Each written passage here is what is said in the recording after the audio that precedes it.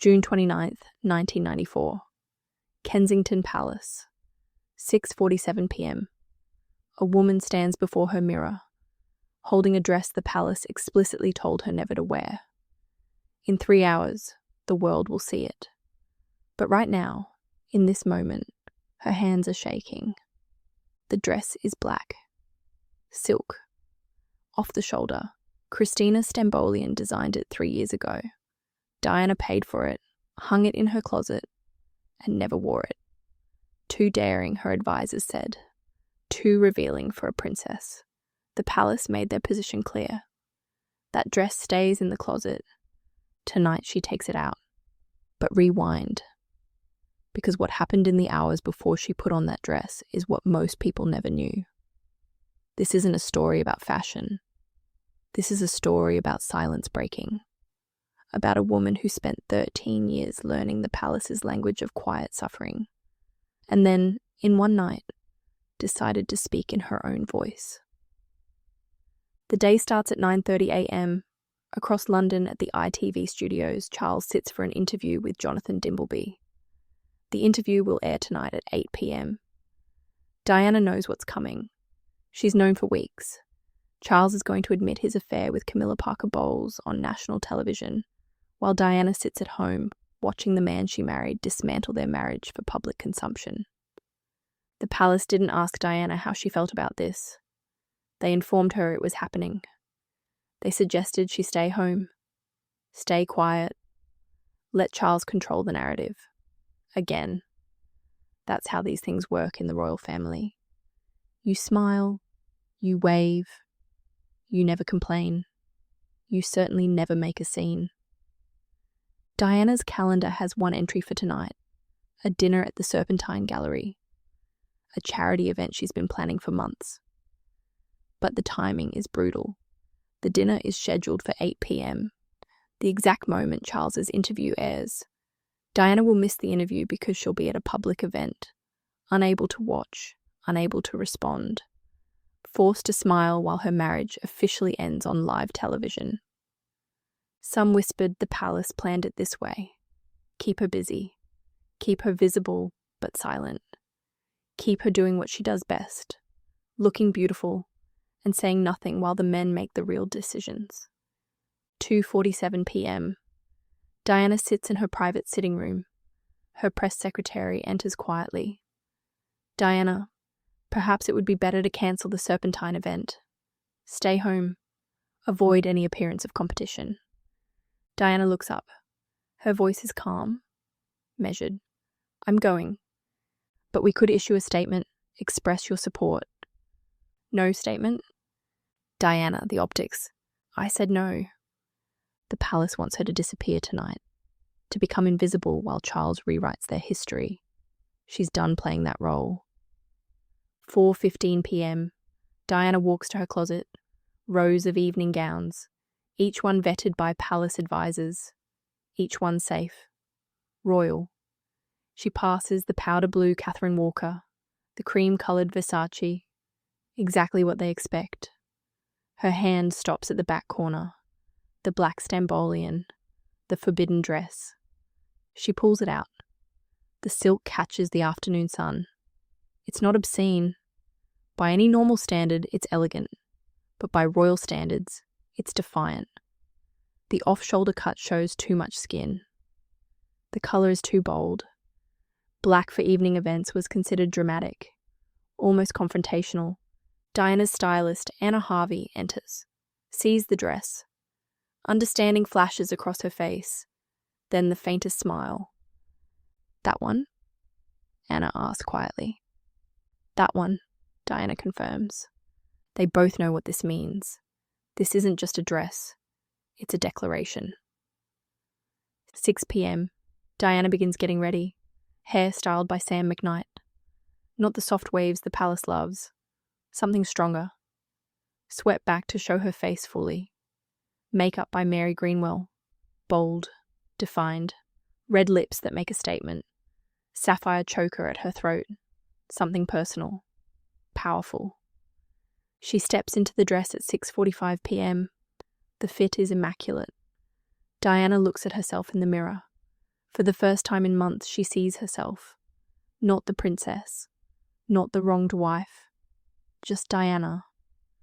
A woman who's been told to be quiet for 13 years. A woman who's about to remind the world that she exists. Her private secretary knocks. "The car is ready, Mum." Diana takes one last look, straightens her shoulders. Tonight, it's armour. She walks down the stairs of Kensington Palace. The staff she passes try not to stare. They know what it means. Everyone knows. 7:52 p.m. The car pulls up to the Serpentine Gallery. Diana can see the crowd, the photographers. They're expecting the usual Diana. Soft, maybe looking sad, definitely looking like a victim. The car door opens. Diana steps out. The cameras explode, flashes like lightning. But the photographers' faces show something different tonight. Shock, then recognition. She's not playing the victim. She's not hiding. She's powerful, beautiful, unapologetic. One photographer who's covered Diana for a decade lowers his camera for just a moment, stares, then starts shooting again, faster. He knows he's witnessing history, the moment a princess becomes herself. Diana walks the red carpet slowly, not rushing, meeting every camera, every eye. She stops for photos, turns, lets them capture every angle, the confidence, the timing, the absolute knowledge that across London Charles's interview is playing, and tomorrow the newspapers won't be talking about his confession. They'll be talking about her dress. Inside the gallery, Diana greets guests with genuine warmth. But tonight there's something extra. Energy. Power. People can feel it. A member of Parliament approaches with sympathetic small talk about what a difficult evening this must be. Diana smiles. "Actually, I'm having a wonderful time." The MP doesn't know what to say. Nobody does. The palace trained Diana to suffer gracefully. They never taught her what to do when she refused to suffer at all. At 9:15 p.m, someone mentions that Charles's interview just ended. Diana sips her champagne, then changes the subject to the art on display, the charity they're supporting. She won't give Charles the satisfaction of seeing her react, won't give the palace the narrative they wanted. That's not who she is tonight. The event ends at 11:30 p.m. Diana leaves the same way she arrived, head high, cameras flashing. The photographers know what they have, the photo that will define this moment. Not Charles in a television studio, Diana in a black dress refusing to disappear. The car ride back is quiet. Her press secretary breaks the silence. "Mom, I think tomorrow's headlines might be interesting." Diana smiles slightly. "I think you might be right." They both know. Charles spent months planning his interview. Diana spent 3 hours choosing a dress and destroyed his entire strategy. Back at Kensington, Diana takes off the dress carefully, hangs it back in the closet. Tomorrow, every newspaper will have it on the front page. People will talk about the revenge dress for decades. But tonight, Diana checks on William and Harry, both sleeping. Sits in her room with tea, alone, quiet, victorious. The phone rings. Her friend, Rosa Monckton. "Did you watch?" "No," Diana answers. "I was busy." Rosa laughs. Diana just won a war without firing a single shot. Didn't give an interview, didn't make a statement, didn't do anything except exist. Beautifully, powerfully, unapologetically. That was the message of the revenge dress. Not, "Look what you did to me," but "Look what you couldn't do to me." Not, "I'm wounded," but "I'm free."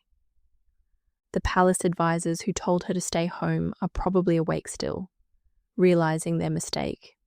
And Diana is exactly where she wants to be, in control of her image, her story, her life. But here's what most people never understood about that night. The dress wasn't revenge. Revenge implies wanting to hurt someone. Diana didn't want to hurt Charles. She wanted to be free of him, free of the palace, free of the expectations and the protocols and the endless rules about how a princess should suffer. The dress was liberation. For 13 years, Diana played by their rules, smiled when they told her to smile, stayed quiet when they told her to stay quiet, wore what they approved. But that silence had an expiration date. And on June 29, 1994, at 7:52 p.m., when Diana stepped out of that car in a black dress the palace told her never to wear, that silence ended. Not with a scream, with style, grace, power. The next morning, Diana wakes to newspapers covering her story, not Charles's confession, her dress. The photos are everywhere. The thriller he left to woo Camilla. Dee takes her revenge, but Diana's favourite is simpler. Just a photo. Her in that dress, head high, looking exactly like what she is, a woman who refused to be erased. In the weeks that follow, the dress takes on a life of its own. It becomes a symbol, not just of Diana's defiance, but of every woman who's been told to be quiet, to be small, to disappear when it's convenient for someone else. The revenge dress says no, says I exist, says you can't define me. Years later, people still ask, did Diana plan it? Did she know exactly what she was doing? The answer is yes. Absolutely yes. Diana spent 13 years learning how the royal family operates, how the media works, how to control a narrative. She was the most photographed woman in the world. She knew timing. She knew that one perfect image could say more than 1,000 words. Charles gave an interview confessing his affair. Diana wore a dress, and she won. Because here's the truth the palace never understood. Diana didn't need their permission. She had something more powerful. The love of millions who saw in her what the royal family tried to hide. Humanity, vulnerability, strength wrapped in grace. A woman who hurt but never stopped caring. Never stopped being real. The revenge dress wasn't about getting even. It was about getting free. Free to be exactly who she was.